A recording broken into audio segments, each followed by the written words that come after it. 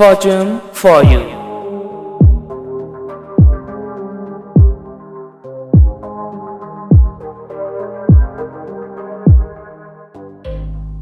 မင်္ဂလာပါ Star Entertainment ရဲ့ပရိသတ်များခင်ဗျာကျွန်တော်တို့ Star Entertainment ကနေနေ့စဉ်တင်ဆက်ပေးနေတဲ့ Fortune for you ဆိုတဲ့အစီအစဉ်လေးပြန်လည်ရောက်ရှိလို့လာပါပြီဒီကနေ့ကတော့ March 23 ရက်နေ့တောက်ကြလေးဖြစ်တာမို့လို့တောက်ကြသားသမီးပရိသတ်များအတွက်တပတ်တပတ်ကြုံတွေ့ရမယ်ကံကြမ္မာအဆိုးကောင်းအကျိုးကြောင်းတွေကိုကံပြည့်ပညာရှင်ဆရာထူးအောင်လုံကနေပြီးတော့ဟောပြတင်ဆက်ပေးသွားတော့မှာပဲဖြစ်ပါတယ်ခင်ဗျာတောက်ကြသားသမီးတွေရဲ့ကံကြမ္မာကဒီတပတ်တာအတွင်းမှာဘာတွေဘလို့ရှိနေမလဲဒါကိုတော့ခဏနေရင်ကျွန်တော်နဲ့အတူတူပရိသတ်တို့ကနားဆင်ကြရတော့မှာပါဒီစင်မစားတဲ့ကမှာ channel ကိုလည်း subscribe လုပ်ပြီးတော့အားပေးပေးပါ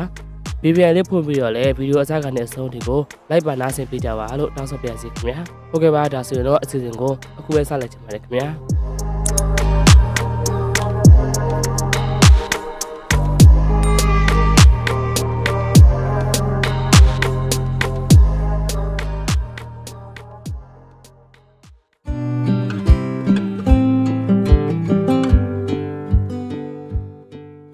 အားလုံးပဲမင်္ဂလာပါ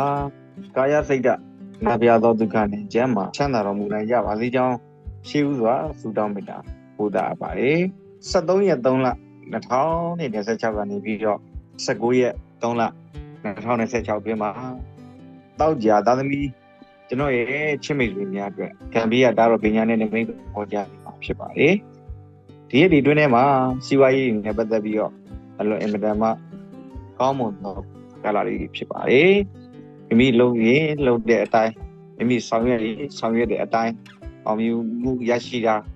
မိမိရဲ့လုပ်ငန်းတွေကနေပြီးတော့အကျိုးမြင့်များစွာခံစားရတာအလွန်အင်မတန်မှစိတ်ချမ်းသာရသောသတင်းပတ်ကာလဖြစ်ပါတယ်စာချုပ်စာတမ်းကိစ္စတွေနဲ့ပတ်သက်ပြီးတော့သတိထားစေချင်ပါတယ်အာမခံပြီးတာစာချုပ်စာတမ်းတွေနဲ့ပတ်သက်ပြီးတော့လက်မှတ်ထိုးတာစသည်အပြင်ဒီလိုအရာမျိုးလေးတွေနဲ့ပတ်သက်ပြီးတော့စိတ်အနှောင့်အယှက်ကြုံရတာဒါလေးကိုတော့သတိထားစေချင်ပါတယ်ကျမ်းမာရေးနဲ့ပတ်သက်ပြီးတော့ပြောရမယ်ဆိုရှင်တော့အာယုံကြောနဲ့ပတ်သက်တဲ့ကျမ်းမာရေးလက်နဲ့ပတ်သက်တဲ့ကျမ်းမာရေး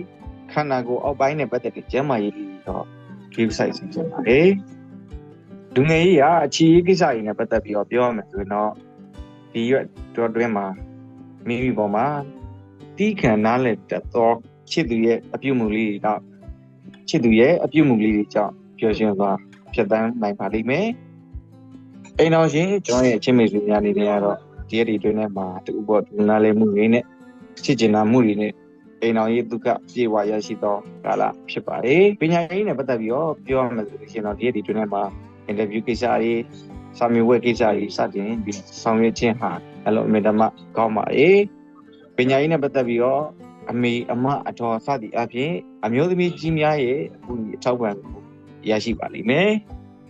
ဟုတ်ပြီကျွန်တော်တို့ကောင်းနေရတယ်ပုံမပြီးတော့ကောင်းမွန်လာအောင်